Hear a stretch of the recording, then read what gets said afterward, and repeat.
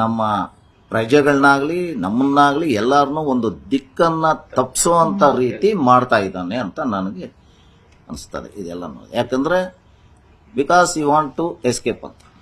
Sir, ಹೆಣ್ಮಕ್ಳಿಗೆ ತಂದೆ ಅಂದ್ರೆ ತುಂಬಾನೇ ಪ್ರೀತಿ ಸರ್. ಹೌದು. ನಿಮ್ಗೆ ಚಿಕ್ಕ ಮಗಳು ಕೃತಿಕಾ ಅವರು ಚಿಕ್ಕ ಮಕ್ಕಳಂದ್ರೆ ತುಂಬಾ ಪ್ರೀತಿ ಇರುತ್ತೆ ಸರ್.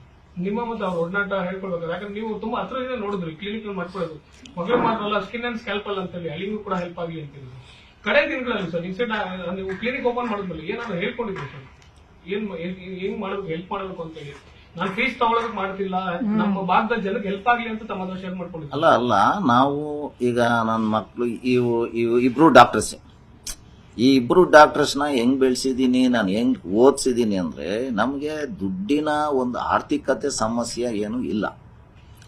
ನಾನು ಉದ್ದೇಶ ಏನಕ್ಕೆ ಡಾಕ್ಟರ್ ಓದಿಸಿರೋದಂದ್ರೆ ಇವರಿಬ್ರು ಒಂದು ಸಮಾಜದಲ್ಲಿ ಬಡವರು ಇರ್ತಾರೆ, ಮಿಕ್ಕ ದುಡ್ಡಿಲ್ದವರು ಇರ್ತಾರೆ. ಇಂಥವ್ರಿಗೆಲ್ಲಾನು ನಾವು ಒಂದು ವಾರಕ್ಕೆ 1 ದಿವಸ ಅಥವಾ 2 ದಿವಸ ಫ್ರೀ ಟ್ರೀಟ್ಮೆಂಟ್ ಮಾಡಬೇಕು, ಒಂದು ಅವೇರ್ನೆಸ್ ಮಾಡಿ ಒಂದು ಕ್ಯಾಂಪ್ ಮಾಡಬೇಕು ಅಂತ ತುಂಬ ಎಲ್ಲ ಯೋಚನೆ ಮಾಡಿದ್ವಿ.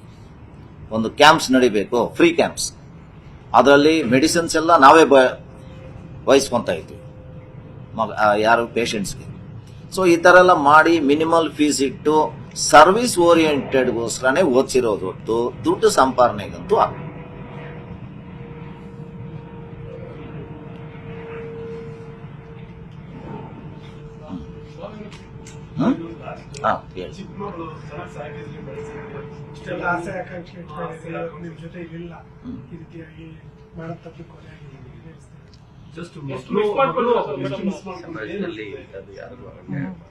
ನೋಡಿ, ಈಗ ಮನೆ ವರ್ತೊಂದು 2-3 crores ಆಗುತ್ತೆ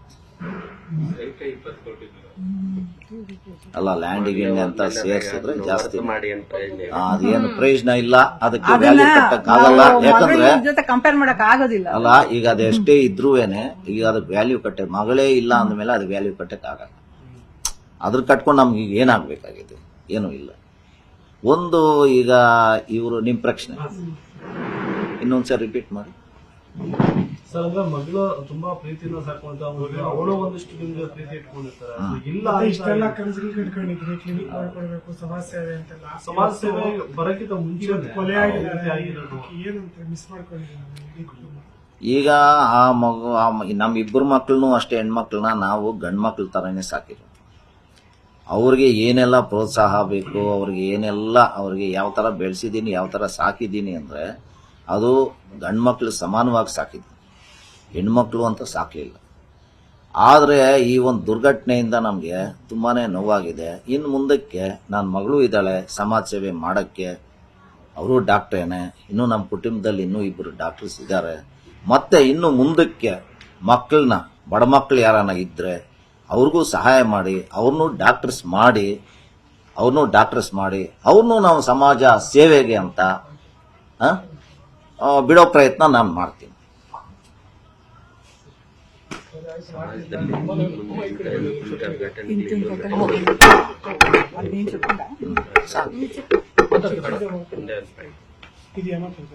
ಇದು ಇನ್ನು ಮುಂದಕ್ಕೆ ನಾನು ನಮ್ಮ ಸಮಾಜಕ್ಕೆ ಆಗಲಿ ನಮ್ಮ ದೇಶಕ್ಕಾಗಲಿ ಎಲ್ಲರಿಗೂ ಏನು ಹೇಳ್ತೀವಿ, ಎಲ್ಲ ಪ್ರಜೆಗಳೇ, ನಮ್ಮ ದೇಶ ಎಲ್ಲ ಒಂದೇನೆ.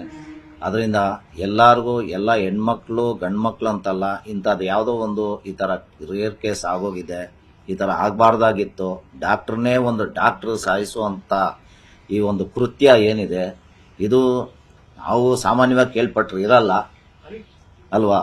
ಅದರಿಂದ ನಾನು ಎಲ್ರಿಗೂ ಒಂದು ಅಡ್ವೈಸ್ ಏನು ಮಾಡ್ತೀನಿ ಅಂದರೆ, ನಮ್ಮ ಅಡ್ವೊಕೇಟ್ ಮಿಸಸ್ ಏನು ಹೇಳಿದ್ರು ಅದೇ ಥರ ಎಲ್ಲರೂ ತುಂಬ ಹುಷಾರಾಗಿದ್ದು ಮಕ್ಕಳನ್ನ ಚೆನ್ನಾಗಿ ಓದಿಸಿ ಅವ್ರ ಪ್ರೊಫೆಷ್ನಲ್ಲಿ ಮುಂದುವರ್ಸೋಕ್ಕೆ ಬಿಡಿ. ಅವ್ರ ಕಾಲ ಮೇಲೆ ಅವರು ನಿಂತಾದ ಮೇಲೆ ಮದುವೆ ಅನ್ನೋ ವಿಚಾರವನ್ನು ನಿಧಾನವಾಗಿ ತುಂಬ ಪರಿಶೀಲನೆ ಮಾಡಿ ನೀವು ಅದರಲ್ಲಿ ಮುಂದುವರಿಬೇಕು. ಇಂಥ ಘಟನೆಗಳು ಮುಂದೆ ಎಲ್ಲೂ ಆಗಬಾರ್ದು ಅಂತೇಳಿ ನಾನು ವಿನಂತಿ ಮಾಡ್ಕೊತಾ ಇದ್ದೀನಿ. ನಿರ್ಭೀತ, ನಿಷ್ಪಕ್ಷಪಾತ, ವಿಶ್ವಾಸಾರ್ಹ ಸುದ್ದಿಗಳಿಗೆ ಮತ್ತೊಂದು ಹೆಸರಾಗಿರುವಂತ ನ್ಯೂಸ್ 18 ಕನ್ನಡ ಈಗ ಆಪ್ನಲ್ಲೂ ಲಭ್ಯವಿದೆ. ದಯವಿಟ್ಟು ಇಲ್ಲಿರುವಂತ QR ಕೋಡ್ ಸ್ಕ್ಯಾನ್ ಮಾಡಿಕೊಂಡು ಆಪ್ ಡೌನ್ಲೋಡ್ ಮಾಡೋದಕ್ಕೆ ಮರಿಬೇಡಿ. ನಿಮ್ಮ ಬೆಂಬಲ ಹೀಗೆ ಸದಾ ನಮ್ಮೊಂದಿಗಿರಲಿ. ಧನ್ಯವಾದ.